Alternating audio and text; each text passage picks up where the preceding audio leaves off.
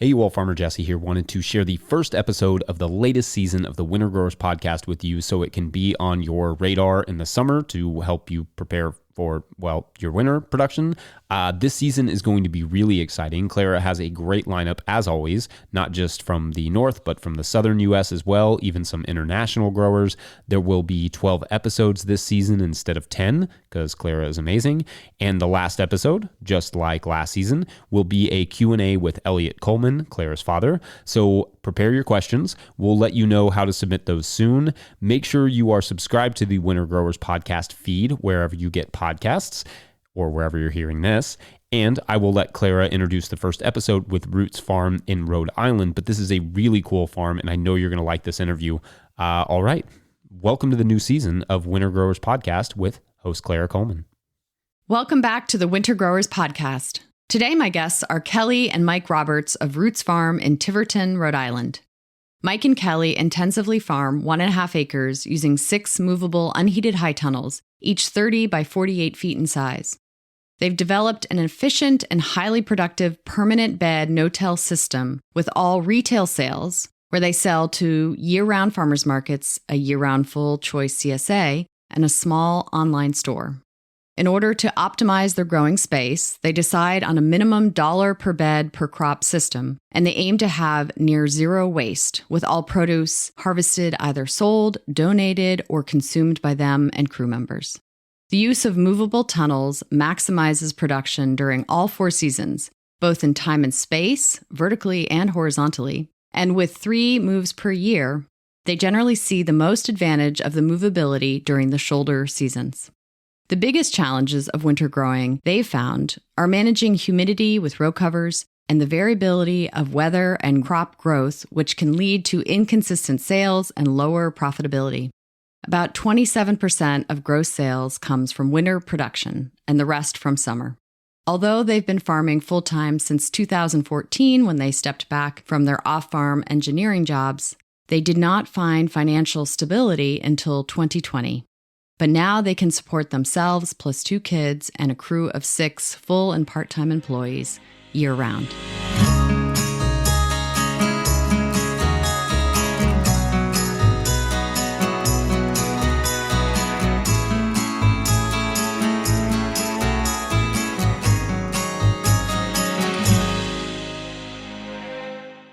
This episode is brought to you by Rimmel Greenhouses. Whether it's tomatoes to market, flowers in the spring, or your family's harvest, growing in a greenhouse protected from the weather provides the right environment that you need for a harvest that you can count on. Rimmel Greenhouses are designed for durability and offer the quality that you need to grow productively year-round.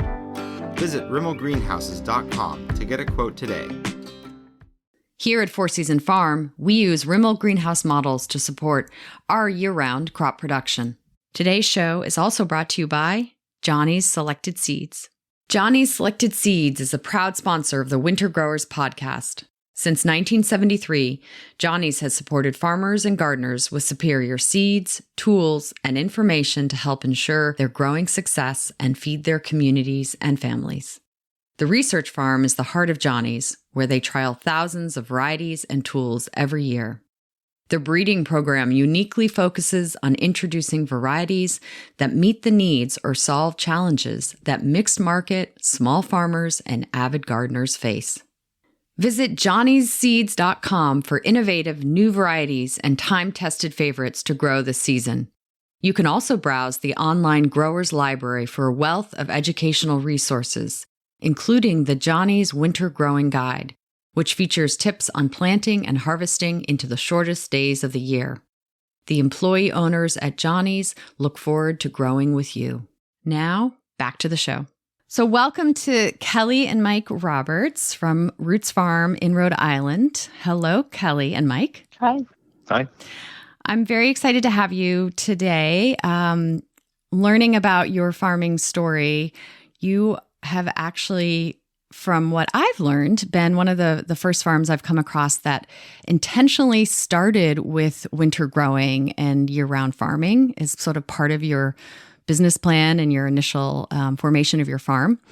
So I think that's a really cool perspective to look at as someone who's been doing this, from the beginning. and sort of the evolution of your journey with Four Season Farming. So thank you for being here. Thanks for having us.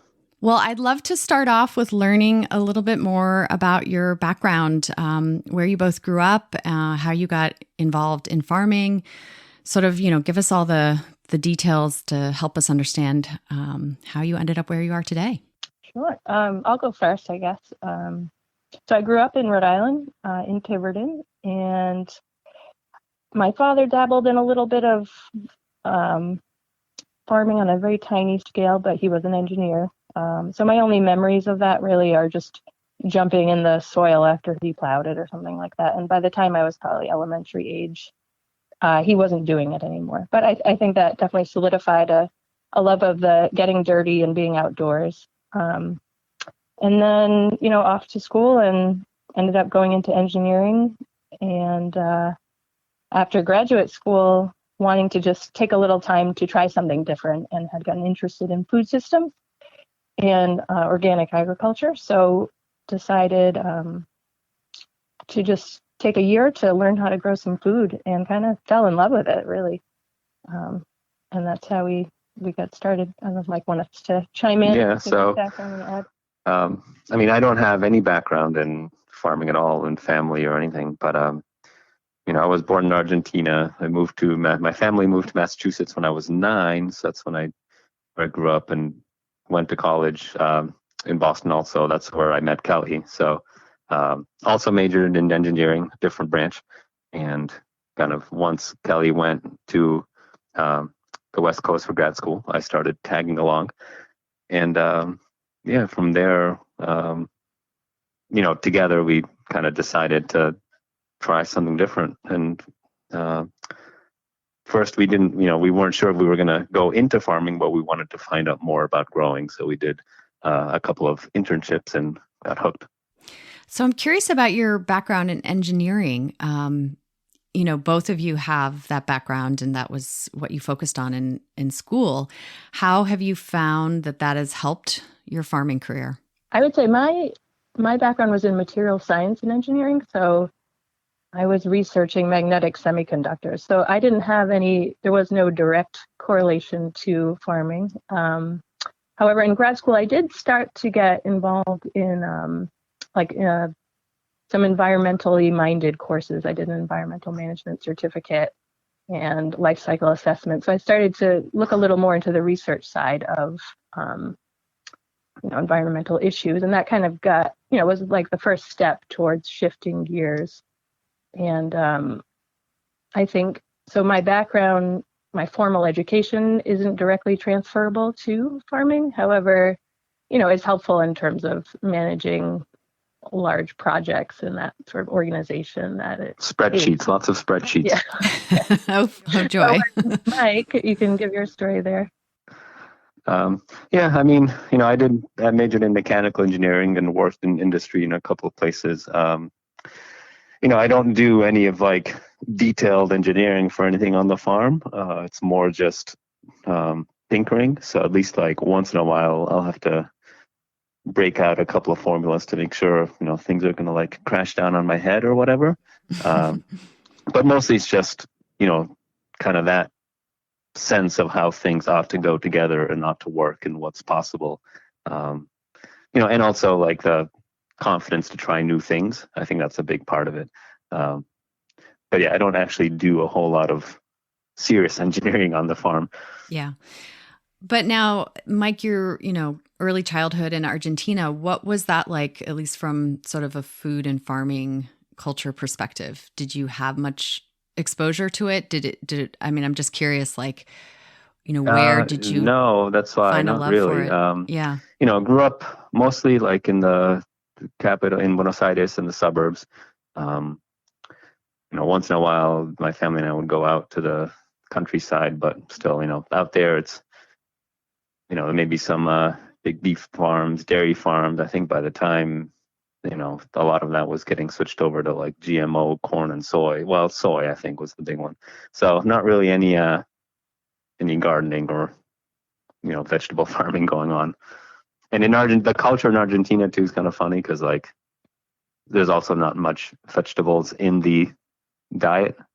So I remember like when Kelly and I went to visit family, Kelly's used to like eating salads and veggies, and she was very frustrated by the availability, down there. So, but the steaks are great. Yeah, I was going to say, I'm sure there's other specialties that you can appreciate. And then, when you came to the States, I mean, I guess I'm always really curious is like, what was that point for you that you really, realized that farming, because obviously you had a vastly different background and, career path. So where did you really sort of that moment for you to say like, this is it, this is what I want to do? I would say after the year working on a farm in Maine, when we moved back east, after I had finished grad school, after we went back to our engineering world, we really missed farming. And that was sort of the real trigger. It was like always thinking about what it would be like to have our own farm and how can we do that. And so that, within a few months of going back to engineering, we were already kind of scheming and making a business plan of how we could start our own farm. And I always mention the story of I had taken a postdoc position at Cornell, so we were in Ithaca, and we would go shop at the farmers market. And I was happy to be supporting the local farms, but I really wanted to be the farmer. It was a little bit, I'd be like, I want to be growing that kale, not just buying it. I just kind of knew it just felt like that's really what I want to be doing. I don't want to be in the office anymore or on a computer all day. And so. Yeah, I mean, it was really like a multi-year transition. So like Kelly mentioned, we were working in Seattle. I think when Kelly finished her PhD, we didn't want to just kind of continue, the path we were on. We knew we wanted to do something different. So that's why we took the farming internships in Maine. But then after we still, I think we knew we liked it, but we weren't sure we were ready to commit. And then going back to the engineering world, we were like, it just felt like we were getting sidelined and sidetracked from what we really wanted to do and not really getting closer to, where we wanted to be. So that kind of like going back and forth really, solidified in our minds which direction we wanted to go. It also helps, like the name Roots Farm is, partly like us setting down our metaphorical roots. At the farmers markets, we got a lot of people that are like, oh, so you grow all root vegetables. And we're like, not quite. We grow other stuff too. But Kelly grew up in town, and when we were in Ithaca, we liked the town, but we didn't feel like we were going to be able to stay there long term. It just didn't feel right. As nice as the town was and as nice as the people were, just like we felt like we were kind of outsiders. And so that's, another part of the reason why then we left. Yeah. And then Kelly, you had a brief time working here at Four Seasons Farm, which was long before, I moved back. What was that experience like for you? Oh, yeah, that was great. So when we did our first internship in Maine, that was when we first heard about Four Seasons Farm and your father, Elliot Coleman. And so we kind of read all the books and went to visit a couple times. And we thought, wow, this whole winter growing idea, we hadn't done it yet. When we started at the other farm, it was, just a sort of warm weather farm.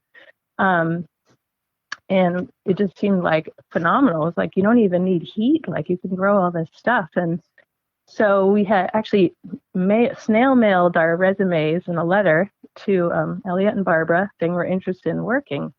And we didn't hear back for a little while. And we had been renting. We had already started our first winter season in Rhode Island, renting land. And then we got an email from Elliot, and it said, would you like to work the upcoming season? We hadn't been able to do the year before because they had already hired their crew. We had kind of missed the window. And we were like, oh my gosh, we just bought the house in Tiverton. Now we have a mortgage. Like, how can this would be a great experience. We knew we had a lot more to learn. When we started, we only had one season on a non-commercial farm. So we really were basing it on reading and visiting farms and attending conferences and learning, or basically apprenticing for ourselves while we had side jobs. And so to have the opportunity to work at Four Seasons Farm, which was the style of farming we really wanted to do, it was like we couldn't pass that up. So we we didn't feel like we could both go because we had just purchased our property in Tiverton. And I had just started another job in engineering. So I was like, well, I can't work there for a month and then quit. It's not going to look good. So yeah. My job at Cornell, I was already working remotely, and my supervisor was kind enough to let me just put it on hold for 6 months. So I went, and Mike did a whole lot of work here by working his full-time job and trying to get our new place ready to be planted. But yeah, the time at Four Seasons, I learned a lot. Like I said before, we didn't have any commercial experience, so it was just all the details. I remember going into the plant house and taking notes on the binder because I was like, oh, this is great. All these planting plans, obviously the wet climate's a little different up there, but it was still just so organized and a great experience because it was so fitting to what we wanted to do. And I think having, started our own, even just little tiny production the year before, kind of gave us an insight into what goes into planning and running it, so that when Kelly was there, she had that in her mind of all the different things you have to kind of pay attention to and take notes on. And I feel like someone who hasn't even done a little bit for their own production wouldn't necessarily even think of. Yeah, no, I mean, as I'm sure you learned right away, it's very, it's a complex system trying to farm year round with, your limited bed space and greenhouses and everything. So I'm so glad you had that opportunity to be able to come up here, or for one of you at least, to get that firsthand experience. So then after you were here, what did it look like returning to your farm, and right? So how did that first part go? Yeah, so I was at Four Seasons from April to October, and so we basically put our little farm on hold. It was kind of awkward, but we were so new. It was just a blink, not that many people even knew about us, and it didn't. At the time, it seemed like a big deal to not do the summer, but it was worth it. So when we came back, we just went right into the next winter. So Mike had already seeded the crops that needed to be seeded ahead of time. When I came back, then it was more just, catching up on the weeding and stuff. And so we did 2 winters before we ever did a summer. But after that, then, we stayed at the property in Tiverton and then proceeded with year round ever since. And that was, I was at Four Seasons in 2010. So we had started the farm at the end of 2009 and then took off the summer of 2010 and then kept going at the end of 2010 till now. And what did you start with for infrastructure and, right at the beginning? Sorry, not much. That's okay. You got to start somewhere. We had, although actually we did right away buy a 30 by 48 movable tunnel. We put it up in our rented field in 2009 and then took it down the following spring and moved it to our new property. So that was the big one. Tunnels. We had a fair amount of low tunnels that winter. Yeah, I'm trying to remember that first low tunnel. We might have even used the PVC hoops instead of the metal hoops, and I think they all collapsed in the snow. The low tunnels all blew open also. Our spot is kind of windy, and so we didn't have enough sandbags and ropes, so the low tunnels would blow all over the place. It was just, we had long, skinny hoses to try to irrigate, and I think the house well pump couldn't even get the water out to the far field, and it was. I think we had a couple of sprinklers from Job Lot. I think and they trying to run. It was kind of a mess. Yeah, well, I was just going to say, like, where did your expectations not meet that first year? Or, were you willing to just be really, really true learners and just observe and incrementally improve?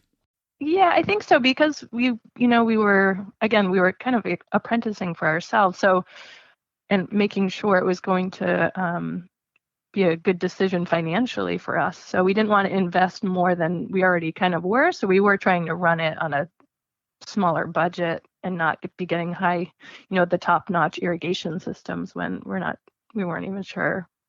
I mean, again, with our lack of experience, we wouldn't even know a top-notch irrigation system if it hit us in the face. So. And what were the things that surprised you the most? What were the, maybe the little successes that you didn't expect, or things that you really hooked you even more? From that first winter or two? Yeah. Those first I think that one of the things was just how much support from the community there was. Like, one of the reasons we went into winter growing was we just knew, especially in southern New England at the time, there weren't many people doing it. And so we knew there was this probably a huge demand. So doing the winter farmers market, it was just, we'd sell out. Granted, we didn't have that much because we were so small, but it was just, everyone was so supportive and said how much they loved it. And so just the support and the seemed like the need for it, really. I still remember our first winter farmers market. I think this might have been before Kelly worked up at Four Seasons Farm, but it was. We pull up in our hatchback and stuff, and we listen to the radio, and the Eye of the Tiger comes on the radio. And it used to be, I think, when Kelly was growing up in school, it was like the fight song for the school. So it was like, I think she had to shut it off. It was just like too stressful. Oh, that's great. And so that first few winter, you went to a winter farmers market, and did you pretty much sell out of everything that you brought? Yeah, we did 2 winters at the Pawtucket Winter Farmers Markets run by Farm Fresh Rhode Island. So it's a really big, I think it might be the biggest winter market in New England, if I recall correctly. And I think it had just gotten started when we were starting. I think we were it was the second year when we were there. So yeah, it was a popular market. A lot of people came through, and yeah, we would just pretty much sell out every week. But again, in hindsight, we didn't have that much, but it felt like, it was a very positive experience to have that demand there. And so it kind of kept us being like, yeah, people really want this. And then after 2 winters there, we also started to, we actually made a little A-frame sign and put it out on our road. And we did Friday, basically a winter farm stand, Friday afternoons out of our back door. And people would drop in, and we started selling so much that way that we actually stopped doing that market. I think after that second winter, because we were just selling so much out of our back door at that point. And I think around then is probably when we started our CSA, because we felt like, I don't know if that was maybe a year or 2 after, there was, a lot of local demand right here. So we didn't have to drive to that market. So fast forward to today, can you describe for me what the farm looks like now? Just, what's the infrastructure you have, how much you've grown? Just give me kind of a picture of what you've created now. Go ahead, Mike. Okay.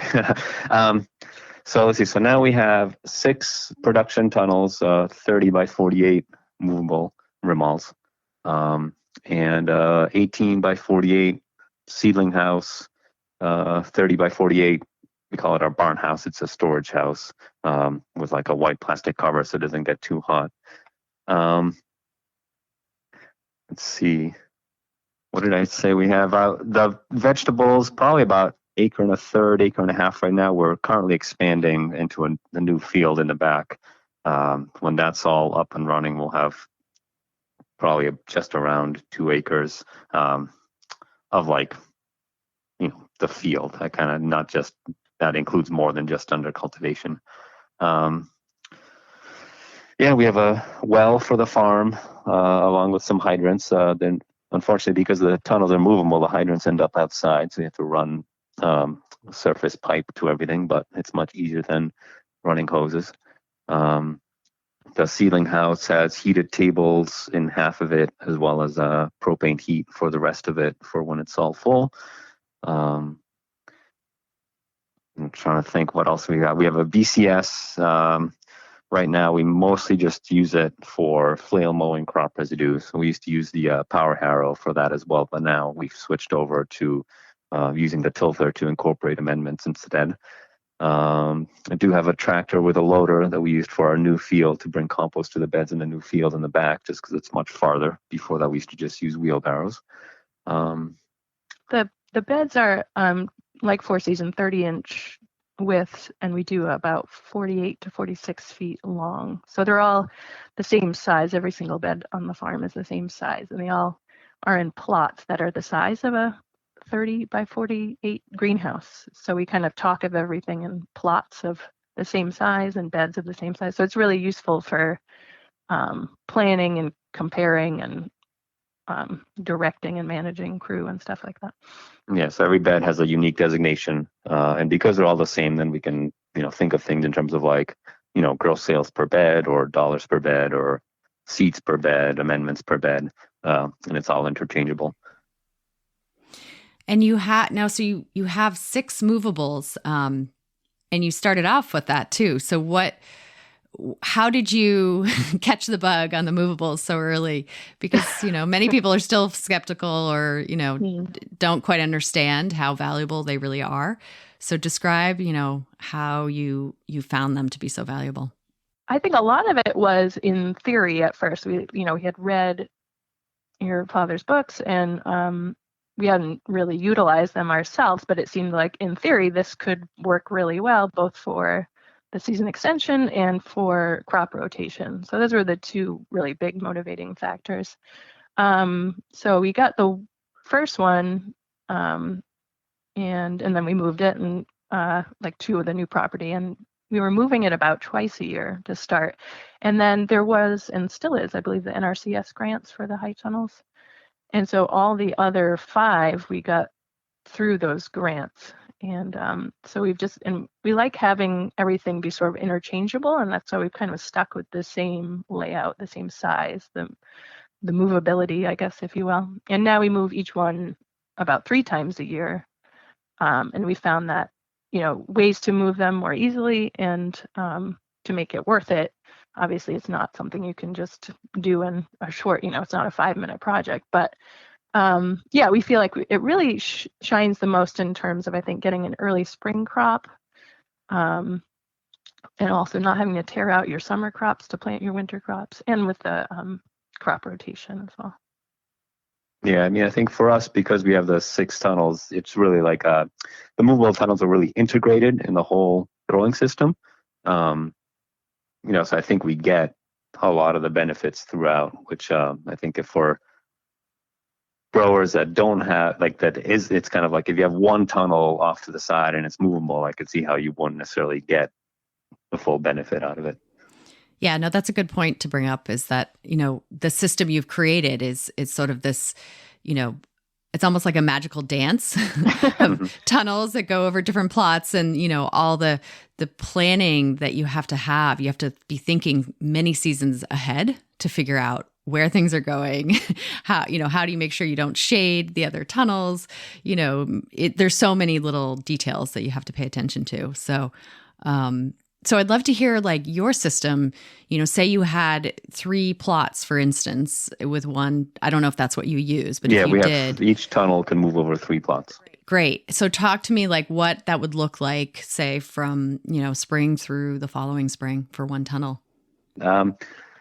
Spring through the following spring. All right. So in the early spring, we're still covering the tail end of the winter crops. And then probably around mid to late March, it starts to get kind of too warm in there for them. And I think our last frost, well, I think usually by April, we don't really have any hard frosts. We might have light frosts. So around mid to late March, we move the tunnel off of the winter crops to try to give those a cooler weather and get a couple more picks out of them, or at least one more pick out of them. before we move the tunnel, we prep the beds where it's going. We call it into the spring position, move the tunnel, warm up the soil, and then either seed or transplant kind of our early spring crops. So, in these spring plots, one will have quick brassicas, arugula, hot rice, radishes.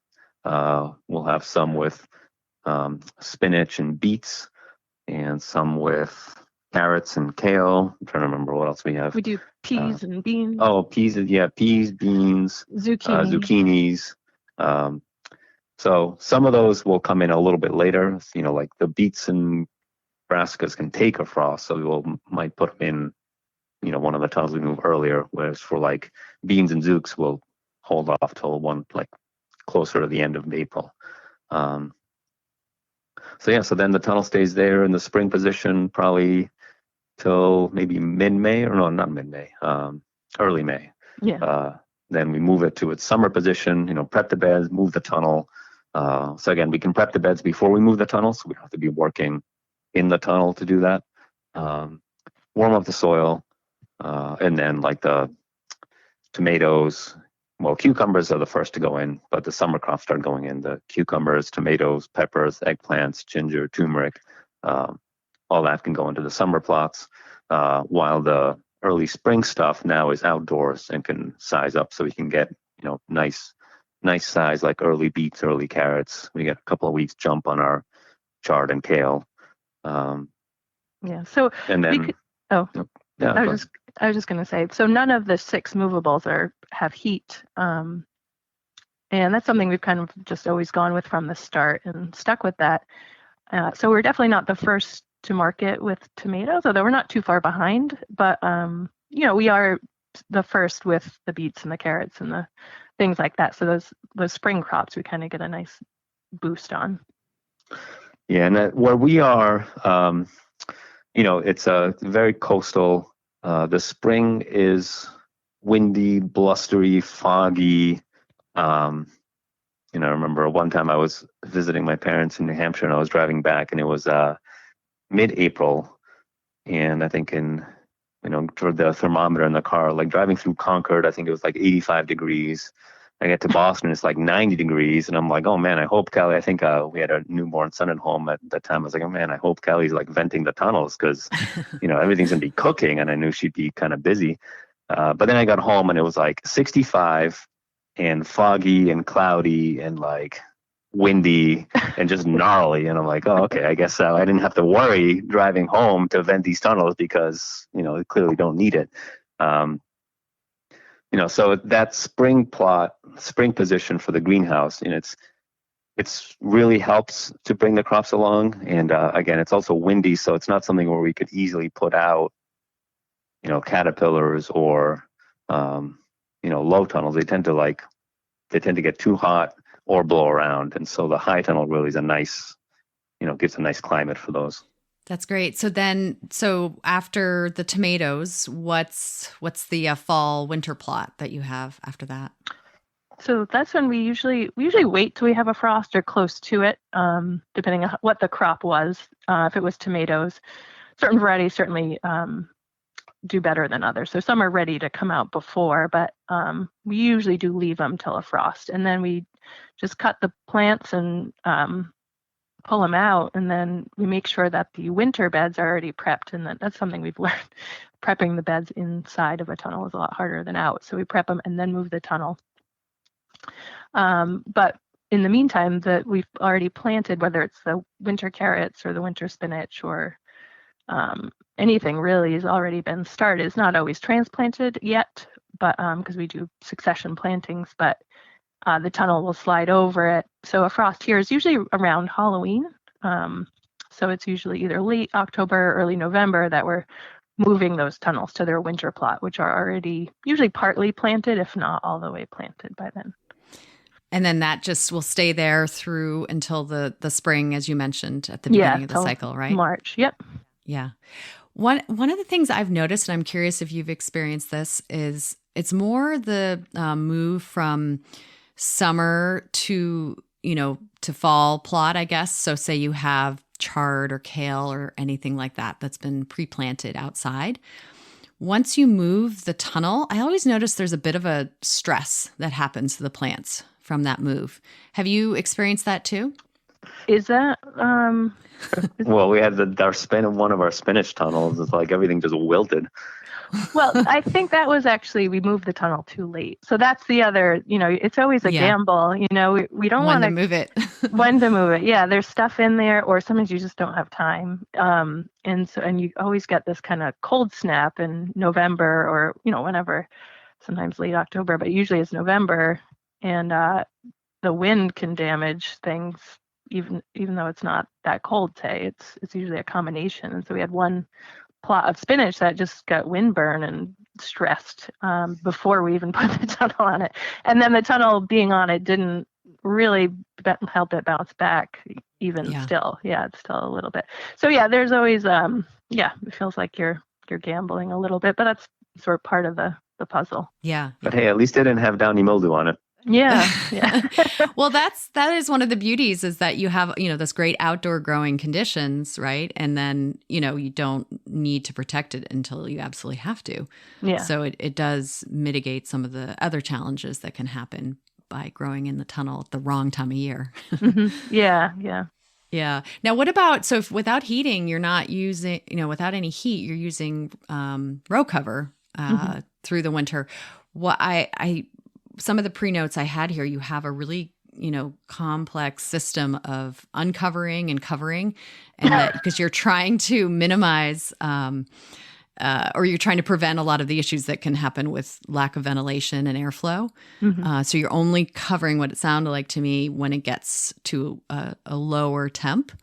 So how do you manage all of that uncovering and covering? Because it's a lot of labor and work. Yeah. I guess it just becomes a winter chore. We've got it so one person can do it on their own. Often that's Mike. But if it's days that we have crew here, we certainly utilize, it being done with two people, it is quite a bit faster. But not covering as often, like for ventilation purposes, also does cut back on the labor. So it's kind of a win-win in that way. We kind of figure out what the threshold is for the plant, and then we push it. We don't cover unless it's going to be cold damage for the most part. We get some damage because, as I mentioned when we first got on the phone, our houses are small for one, so they don't stay as warm as a bigger house, and so they're not holding that much heat at night. And they're also not super tight because they're movable. They're not ever tight. They get moved around, and you've got some loose little gaps here and there at some of the end walls and things like that. And so we have some cold pockets too. And so we do get some cold damage, especially on some things like lettuce in certain parts. But I think it kind of depends on a few things, but usually our cutoff is like 25. We'll put on a layer. If it's going to be colder than that, we'll consider double layer or even triple if it's colder for things like lettuce. Yeah, and I think it takes, probably one person about 25 minutes to do the covers on all 6 houses. But yeah, the other thing is because our climate here, I think doesn't always get super cold, and I think the kind of variability in temperature makes our crops, I think, less cold hardy overall. So I feel like, lower than 25 doesn't sound like it might be that cold, but I think we still see cold damage because the plants just aren't that used to it. So we found that putting the row cover really still helps.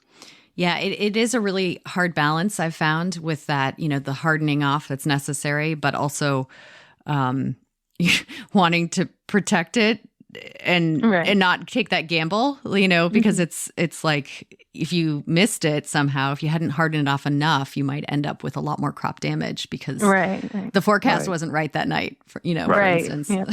And I guess in the winter too, it's like, production is definitely the limiting factor. Everything we can grow and harvest, we can sell. And so anything that gets cold damage is a direct hit to your sales that winter. Yes. Yeah, for sure. Yeah. So how do you manage, with the variability of temps in order to harvest? Are you able to harvest pretty much when you want, or do you have to be flexible? We have to be a little flexible. I would say it's rare that it's so cold we can't harvest at all day. That doesn't happen too often. If that happens, we shift our harvest day ahead a little bit. We might harvest on Tuesday or Wednesday instead of Thursday, depending on the forecast. But we also, usually what we do is we just start later. So sometimes we can't start till 9 or 10 to start picking. And so usually then you have to split it up over a couple days to pick it all, because again, you have to be done before it starts to freeze again too. So that's usually how we kind of get around that. And right now in the winter, we have our crew here Wednesday, Thursday, Friday. So usually Wednesday we'll do some, on a normal week, we'll do some harvesting Wednesday just to get a head start on it. Most of the harvesting will be done Thursday. But if, either of those days look bad, we can kind of move things around. And it's usually enough, as long as we get some, like if we get some picked on Wednesday, then at the start of Thursday, we can have the crew wash and bag and stuff instead of having to be out in the field. So we usually end up moving the work around a bit if needed. Yeah. So it's end of January. What crops are you harvesting weekly right now? So right now is definitely the slimmest time. We do cut our offerings a bit and as we wait for things to regrow. We just finished up our sweet winter carrots. So we had the last ones picked, except for the small stash we're saving for ourselves.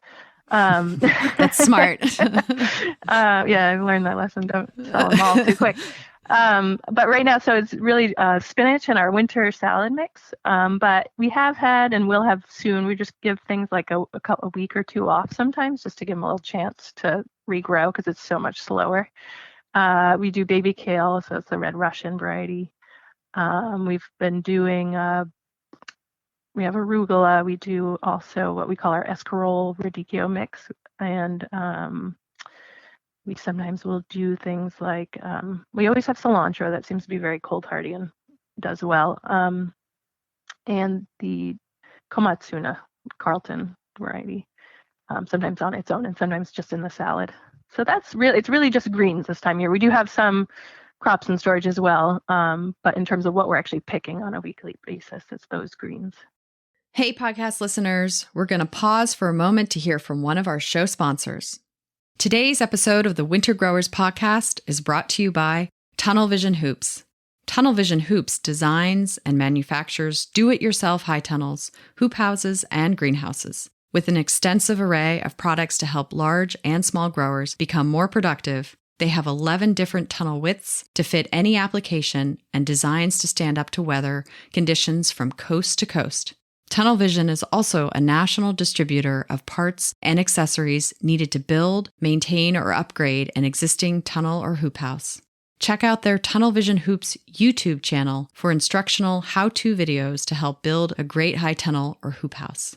Here at Four Season Farm, we have 2 movable high tunnels made by Tunnel Vision Hoops, and they are definitely my favorites. To learn more, visit their website at tunnelvisionhoops.com. Today's show is also brought to you by Growing for Market magazine. Which crops will pay back your investment in a hoop house or greenhouse? How does managing a greenhouse through the winter differ from summer growing? And which crops can just be overwintered in the field? Learn all that and more by subscribing to Growing for Market magazine. The writers are farmers, not journalists. They won't tell you how to grow, they'll tell you how they grow, so you can decide what works for your farm. Growing for Market is celebrating 30 years of helping local food and flower growers succeed with articles written by experienced farmers from around North America. Since 1992, Growing for Market is by farmers, for farmers. Plus, subscriptions start at only $30 per year. Whether you do farmers markets, local wholesaling, a CSA, or dream of starting a farm, check them out today at growingformarket.com. Request a free sample print or digital copy from their website, and podcast listeners can get a new subscriber discount of 25% off with the code WINTER when subscribing at growingformarket.com. I think Growing for Market magazine is an excellent and affordable resource for any grower. Now, back to the show.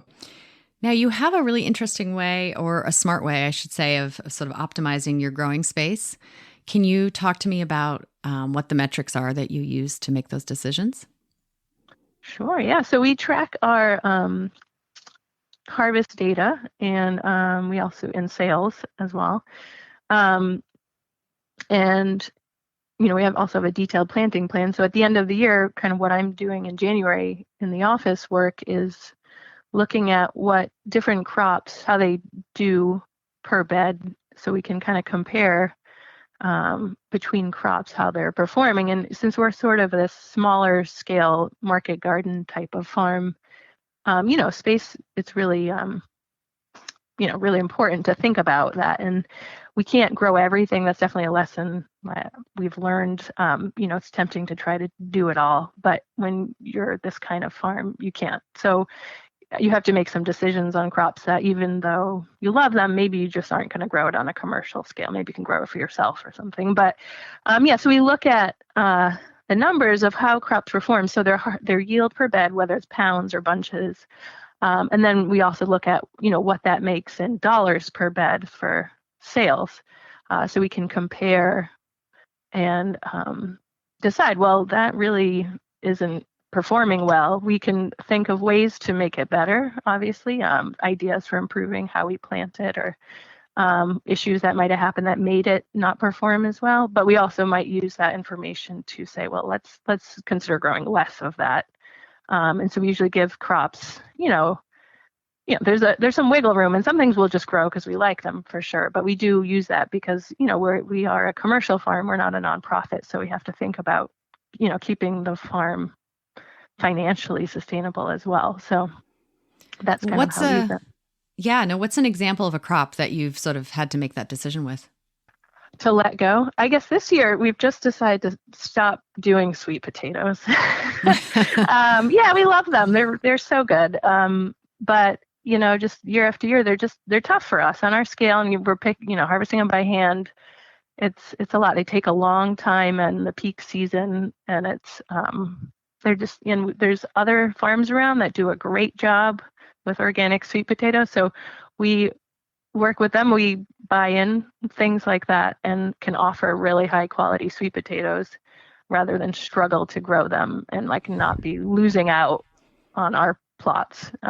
So that's a recent thing we've had to decide. Another one specific for winter growing is, I think this is the first year where in the high tunnels we don't have any of any one and done crops. It's the first year we don't. Usually we used to do a small amount of radishes and hakurais and bok choy bunches in the high tunnels for the winter. But we found that, because we have to clear them out before they freeze, then we end up with empty bed space for the rest of the, we harvest them in early January maybe, and then have empty bed space. So this is the first year we only have greens that can be cut multiple times in the high tunnel. Yeah. And a crop like, say, a year-round crop like arugula, for instance, you can get substantially less in the winter, but the demand might be high. So how do you decide to keep that one? How do you, what's your wiggle room on that? Arugula for us isn't a year one. I think we don't do it in the summer. You don't do it in the summer. Okay. No, it doesn't. It's just not worth it. It bolts so fast. It's sort of a nightmare. So, yeah. I would say what is one that you do year round? Our salad mixes, because even spinach, we don't grow it in the summer. The same thing. It's too hot. It's not happy, so we don't grow it here in the summer. We used to try it, but it wasn't worth it. It's just not nowhere near as good as winter spinach. So it's why are we doing this? Once you have winter spinach, it's hard to have any other spinach, So the salad mix. Yeah, winter versus summer for salad. I guess let me pull up that number. Well, in the summer, we our salads only lettuce, whereas in the winter, then we also mix in some Asian greens and baby kale and maybe some spinach here and there if we have it, because the lettuce is probably our weakest winter green. Yeah, it's the least cold hardy for us. Yeah. So are you growing Salanova type lettuces in the winter? We do some, but we don't find that there's some that don't seem to do that as well. So we have some Salanova lettuces and some other lettuces.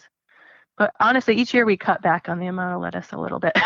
It seems to be the less tolerant of our winter tunnels. So what has been your standout of your sort of lettuce mix type crops?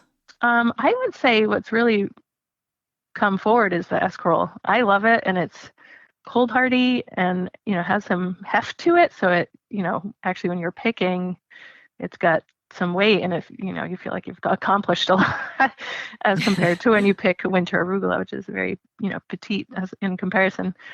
And it's also in the winter, it's not bitter. So it's very really mild. Well. It's a very nice lettuce substitute for winter. So I like to think of it almost as like a winter lettuce. So we do that in the salad, but we also do it in its own mix. And so I think that's really right now, besides like the sort of the spinach is, really nice and productive too. So that's always been sort of a standard for us. But beyond the spinach for the salad, I would say the escarole is doing well.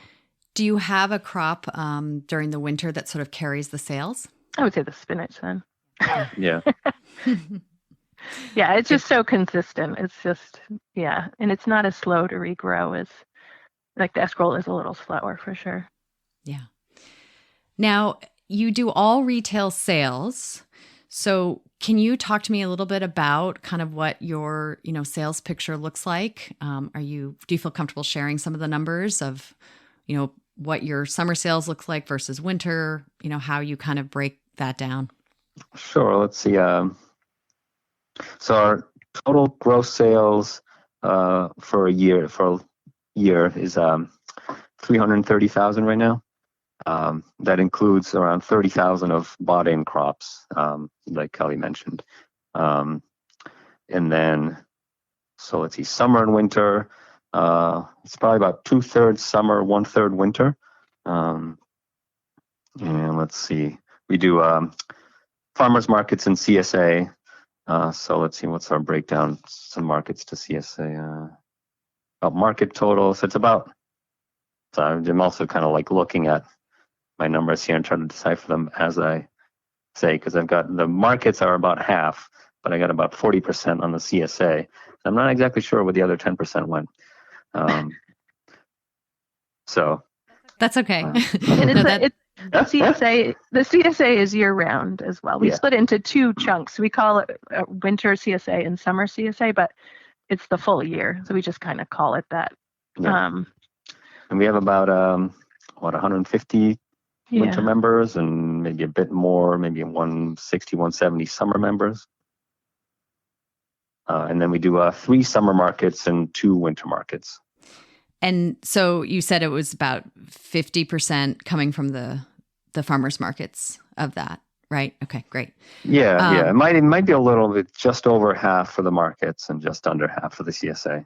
Again, each year it kind of varies a little bit. I think like last year, for example, in 2020, our CSA was proportionally a little bit higher than the markets. This year, the markets are a little higher. So that's about 1.5 acres of production, right? Yeah. Mm-hmm. Yep. And then you have 6 employees. Is that correct? I think for the summer, we're aiming for about 5 full-time equivalents. So, we have usually 1 or 2 part-time in there. And that 5 full-time does not include Mike or I. Right. Yeah. Okay. So it's more like 7. Exactly. And then you've been able to support yourself and your employees with the revenue. Is there a net that you feel comfortable sharing, or how do you break that down? Like, are you profitable? I guess it's kind of those questions. I mean, because I know this is the challenge with the small scale farm how do you ensure that you are able to, support yourselves, and it isn't just supporting the business to make sure the business, right. operates. I guess this past year was the first year we were kind of like able to pay ourselves decently well. Yeah. And for the 2 of us working full time, we were able to go over 100K. That's amazing. And you don't have your off-farm jobs now, so you were being supported by the farm. I left the last off-farm job I left in 2014. So it's been a few years. Yeah. And do you feel that you're able to sort of maintain, a relatively sane work-life balance with that, with that setup? Or are you still putting in probably more time than. No, I mean, I think we work really Yeah. hard to keep our work-life balance, partly because the life part of that is really like, we have 2 young kids, and the life part of the work-life balance really kind of like, it's not optional. It takes a lot of time and effort. And so Yeah. if we didn't actively work on the balance, I think we would get eaten alive. Yeah. I think also the same holds for our crew. We don't, we keep it the work week, even in summer, to 5 8-hour days. It's not, usually it's rare to go overtime. We do offer overtime, but we found that our employees pretty consistently in the past years prefer to keep a more sane schedule and not burn out. And that keeps them coming back, which is great. So we try to also certainly respect their own schedule, and they like to know when they'll go home. And so, it's been a lot of learning of, okay, we're going to stop here. We'll do the rest tomorrow. And, that's a big challenge, I think, to be able to make those decisions. But I think having children especially forces you to make that balance. So, yeah. I mean, do you think you have any secrets to how you've been able to arrive, at this place? I mean, obviously so many small scale farmers struggle with this, and I'm curious what wisdom you have to offer. The secrets of the universe. Or, what have you learned in this process? Like what has sort of been your non-negotiables? What has been important to arrive here? I think partly for us, when we had kids, I feel like there's a mythology of the farm family of like, the farm kids always tag along, and it's just like, and it wasn't like that for us. It was, it definitely became like, taking care of the kids and running the farm had to be 2 separate things. And actually that was one of the kind of things that forced my hand towards like finally like leaving my off-farm job was, between the having kids, running the farm, and working the job, one of those 3 had to go. And well, our kid wasn't going anywhere. So one of those 2 had to go. And at that point, we were still like small scale, and financially, because it was part-time, it was like a pretty big jump, kind of leap of faith for us. But we felt at that point that like, if we didn't stay with the farm would like be gone forever. It would never, this was our one chance at it, and it would never come back. Whereas like if the farm crashed and burned, I could always now go back and, hand in hand and ask for my old job back or something. Yeah, I think also too we've been, we've tried to really focus on keeping our crew, and we've really made it a goal each year of like, how can we pay them more, and what kind of benefits can we afford to offer, and also for ourselves. So we're always trying to like think, how do we keep this sustainable? What more can we do to like make this a great place to work? And so I think each year we kind of had some improvements. So not just with wage, which we also work on, but also the offering now paid time off for a few years that they can accrue, and now employees that have worked was it 1,000 hours a year, Mike? For a full year. can do a 401k through us. So and that's helped us too. So these things that kind of make it actually a viable career is what helps us keep going. Yeah. So now, out of our employees, we have one who's been with us for 5 years, one who's been with us for 4 years, and then one is like going into his finishing his second winter with us. So having kind of returning crew members means each time, I think we're looking to hire 2 people for this coming summer. And so now we only have to train those 2 new people instead of starting with a new crew from scratch. It really makes it much easier for us to like keep the continuity on the farm. Yeah. Yeah, and I would imagine that's where the, year-round farming, the winter farming part helps that. Yeah, because- that's Yeah. that's been one of the reasons, why we went into winter. I mean, at that time it was for work for ourselves too, but now we realize it's almost more important to keep the work for the crew, because it's just so much easier to like keep them involved year round than to like expect them to go fend for themselves for 4 months and then still come back. Yeah, exactly. Yeah. Well, thank you for sharing all of that. I think it's, not a commonly discussed topic, and I think it's so important, but I know it's very complicated, and, it's hard to really always put true numbers on things sometimes, right? So thank you for sharing that. Mm-hmm.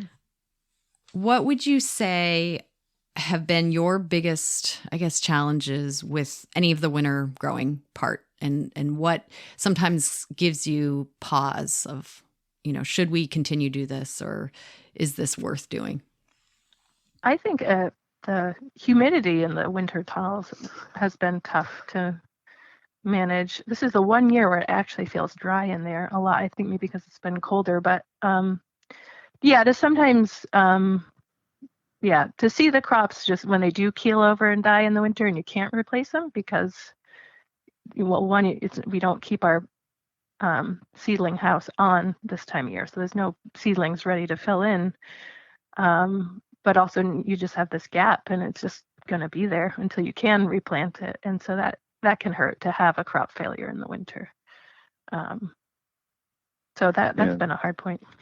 I mean, I think from my perspective, one of the hard points is like in the depth of winter when there's really not that much out there to harvest, and you're still, we're kind of still committed to going to the market. Sometimes we'll cut back on one market, but we still go to at least one market, and you go with like a couple of bins and greens and you sell them all in 45 minutes. And it's, it's kind of tough to like go Turn through people that away. whole process for, Right. not a whole lot of sales. Yeah. Well, we have the CSA is still The CSA, yeah. But even still, again, it's that, I think that's for me one of the harder things. But it's like we're kind of set up for weekly harvest, weekly sales, and to try to like keep both our crew and keep our customers in the habit of coming to us. And so just kind of have to like suck it up, even if it doesn't seem worth it that 1 week for like the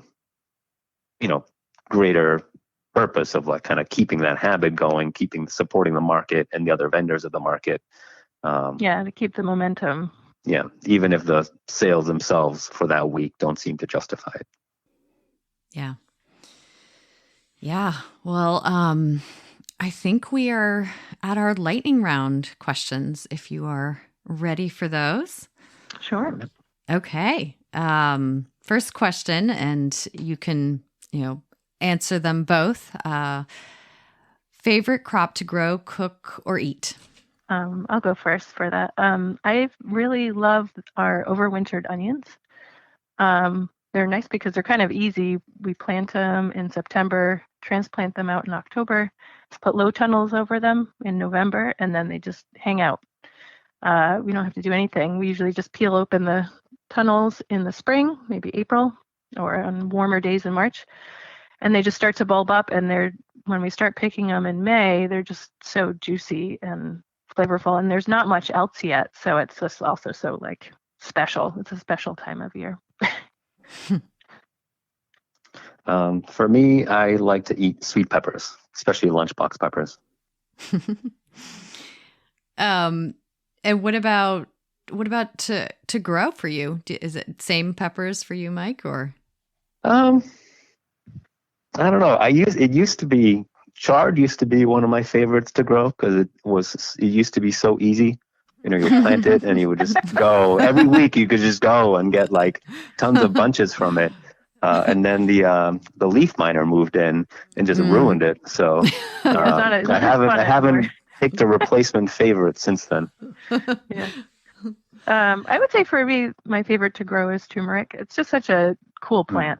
So it's just fun. I get kind of giddy when it's time to harvest, seeing. That's right. I'm not usually one to be like, that's a beautiful plant, but the turmeric plants are beautiful plants. Yeah. No, it feels like you've brought a little bit of like Hawaii or someplace tropical into your farm. Yeah. What gets you up in the morning? Usually it's our 6-year-old usually yelling out, but Mama! I think for me it's I'm just excited for the work. I mean, I do get really excited for the field work, a little less excited for the office work, but it's fine. Just excited for what we're going to do that day, and the figuring out it's just a puzzle, an evolving puzzle of the farm of, we make our plan in the winter, but there's always things that happen. And so you're adapting and seeing how things are doing based on weather, pests, whatever.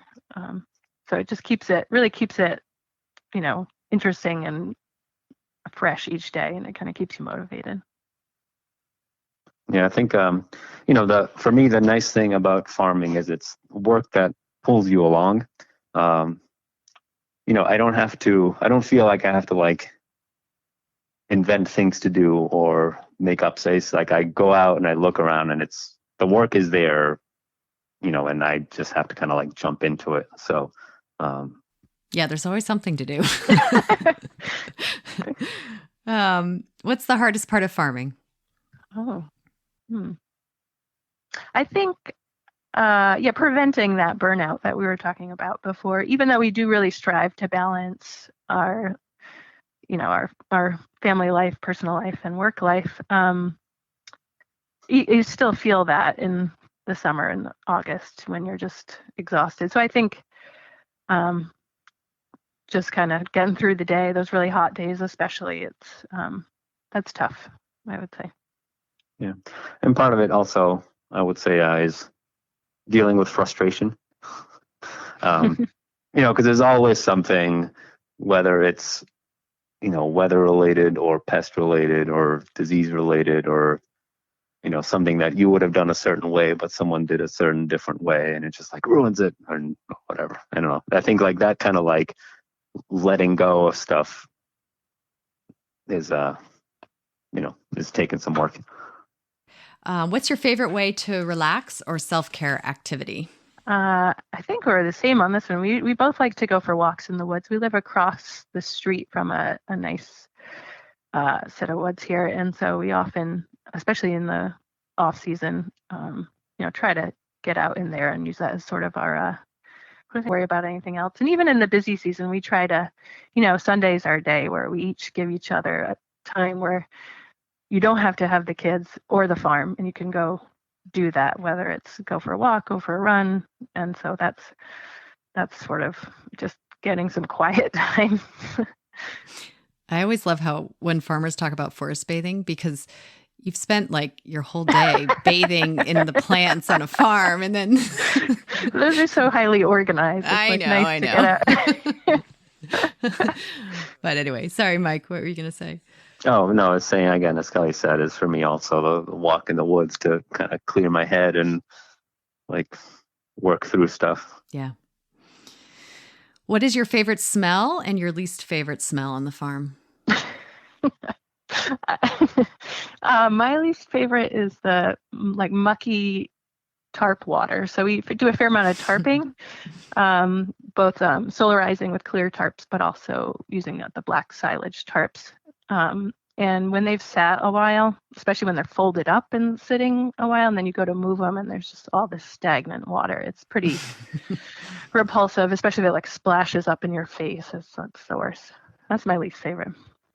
Do you have one, Mike? Least favorite, just that smell of rotting brassicas, of like yeah. But my favorite smell is freshly mowed green beans. That's a new one. And why is that your favorite? It smells really good.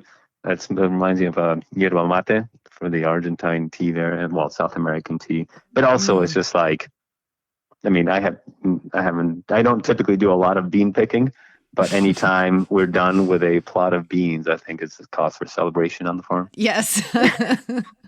We're Mow all it ready to be down. done. Yeah, we all kind of rejoice when we see that. My favorite, I think I like young tomato plants, like when you're working with the plants. I don't like when they get older because they're starting to get not so perfect anymore. They're so like innocent when they're young, and I do really like that smell. And you're really excited for them in the beginning too. Mm-hmm. The end of the season when you're really ready to be done, but Before your arms turn black. yeah. I know they have so much potential. What does farming mean to your heart? I think a lot for me that comes to like a lot to the decision of why to farm, and that really came down to the connection of us to our food and our food to our land, and also our our land to our community. And so it's really just the connection, and I really feel like farming has done that for us. It's created that we didn't have before we were farming. Yeah, then in addition, also, I feel like farming gives us, work and a purpose that we feel like we can be proud of, and is like working towards, the betterment of the world, instead of just working towards increasing the number of widgets in the world. Mm-hmm. And what do you love besides farming? I think being outdoors in general. I like hiking a lot. Unfortunately, with farming, I haven't been able to do as much of that and the backpacking, and but that is something that I do really like. And as our kids are getting older, looking forward to getting back into more of that as well. I love my downtime. So getting to go for walks and sitting and reading and stuff like that. I think because it's, downtime is limited. It's like anytime I can like sit and do nothing, I'm like, this is great. What is your learning edge, or where do you feel like your abilities or understanding as a farmer could grow? I think for me, it would be really learning. I would love to feel like I had more time to learn more about the soil microbiology. I think, I'm really just dipped into that, and would like to be able to, even if I had a chance to take like a online college class or something and just dive into it a little deeper. So yeah, that's where I feel like I'd like to grow more. I think for me, it's on kind of managing well, especially like with our employees, like communicating, what's going to be coming up, training, checking back with people, making sure everyone's like satisfied with their work, and that's where I've been working a lot. Yeah, people are complicated. Definitely. How do you relate to that which is out of your control? Oh, that's a great one. I think a big, life skill that I've learned from farming is learning to let go. I'm not saying I'm great at it, but I think I'm better at it now than I used to be, because so much is out of your control, and it can be, there's always ups and downs, and the downs can be hard, but I think taking it as a learning opportunity is the best way I can kind of deal with it. And so just thinking, okay, well, what can I do different next time that maybe could have helped in this situation? And some things are not able to do that, but I try to use it as a learning opportunity, I guess. Yeah. And I mean, I think for, a lot of farming is dealing with things, even most of farming, I would say, is dealing with things that are out of your control, whether it's the weather, pests and diseases, the customers, like everything, we kind of like, I think there's like a thin veneer of control we have that we pretend like makes a difference. So yeah, I think it's a constant, like, well, knowing that things are kind of not really under your control, that diversification of crops and planting dates and market channels. And then for some stuff too, it's like contingency planning on like, well, what if what if not all, like, what if some of our crew members need days off, or someone leaves halfway through the season, or, we get a hurricane or whatever, like, at least like thinking ahead of possibilities and planning. What do you long for, and how does that influence how you farm? Mike, you go first on this one. Oh, man. All right. Well, I'm looking over the notes I'd written ahead because, all right. So I guess, in terms of things that influence how I farm, and, one of the things is I like variety in my work. And so, and I feel like some farmers just want to be out in the field all the time and everything, and I just can't do that. I like to be out in the field, but I kind of have a maximum. And so, I like to have some time in the field, sometime at the market, sometime in the office, and sometime like kind of not doing any of those things. And then another thing that influences how I farm is I kind of, as much as I don't want all of my time being crunch time, I kind of like get energized by like that, like intense, like, oh, we got to get this done, or like there's, we got to finish this in time for market, or get the CSA out there, pickups out there, or get ready for the storm. That kind of like once in a while of this crunch time kind of like I find energizing, that then I feel like I'd be bored without it. But the flip side is I think I'm fundamentally have like a little bit of a lazy streak. And maybe that's just because I don't have the downtime. And so anytime I can get the downtime, it like, I really look to try to have some of that. And again, that's contributed to kind of our focus on trying to balance our farming and non-farming life. And I guess I would just add, I think sort of deciding on our farming methods and philosophy has been really focused on that connection I mentioned earlier about, the heart and, why we farm the way we do and the scale we do, that direct sales, because we really want that customer connection. We also do direct sales because that really matches the farming scale we're doing, but it's that connection that we like. I like to, know the customers, and I love hearing the feedback. It's so encouraging. And so that's kind of, a big part of it, to get that and know that they do really care and support us. And, and that's part of like why we're doing this as well, as, trying to educate on some level about where food is coming from for, our community. And finally, how will you grow old farming?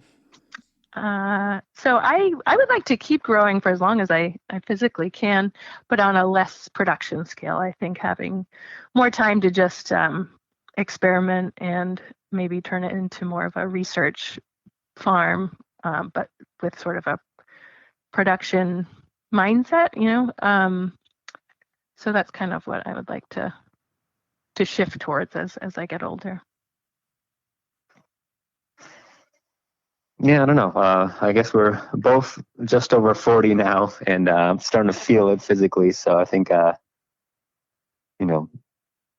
one of the challenges of what we do is it's very physically intensive. So it's, I think we're kind of like trying to minimize, like I'm trying to minimize the wear and tear on my body so I can make it through the seasons without, without getting totally laid out. But yeah, having besides just trying to like keep my body going long enough, then I'm not really sure what else I would do. Maybe at that point there'll be like, bionic technology to keep our bodies going, right? Or maybe we don't want that. Yeah, that's when we start hiring more folks and we really just are just managing at that point. Yeah. Well, thank you so much for your time today. I find, you as a farming couple really inspiring, an inspiring model. And I hope other young farmers, look to you as they, think about how to plan their Four Season Farm. So you both have a lot of wisdom and, experience to offer. So thank you. Thank you for being here. Thanks so much for having us. It was fun. Yeah, thanks for having us. Today's show was produced by me, Clara Coleman, with support from No Till Growers. Special thank you to Willie Breeding for the theme music. Thank you to the patrons at patreon.com/no-till growers for helping to make this show possible.